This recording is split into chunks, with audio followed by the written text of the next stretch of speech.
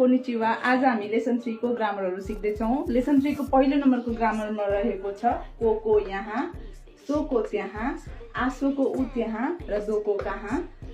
Note गर्नुपर्ने कुरा यसमा यो लगाएर सेन्टेन्स बनाउँदाखेरि नाउन प्लस वा प्लस प्लेस प्लस देश भनेर लगाउनु पर्छ।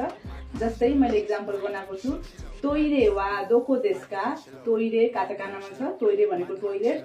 टोइलेट चाहिँ कहाँ छ अथवा हो भनेर सोद्धाखेरि कोको देश यहाँ छ, सोको देश त्यहाँ छ, आसोको देश उ त्यहाँ छ। को भनेको जहिले पनि आफ्नो नजिक रहेको सामान अथवा वस्तु भन्दाखेरि सोको भनेको आफूभन्दा अलिकति टाढा रहेको र आसोको भनेको आफूभन्दा अलि धेरै टाढा रहेको सामान। जस्तो कोरे भनेर हामीले 2 लेसनमा पढेको थियौँ। कोरे भनेको यहाँ, सोरे भनेको त्यहाँ, आरे भनेको उ त्यहाँ भनेर भनेको थियौँ। त्यसको पोलाइट फर्म नै यो कोको, सोको र आसोको हो। दोको भनेको कहाँ। यसरी तपाईहरु पनि धेरै सेन्टेन्सहरू बनाउनु भयो भने याद हुन्छ।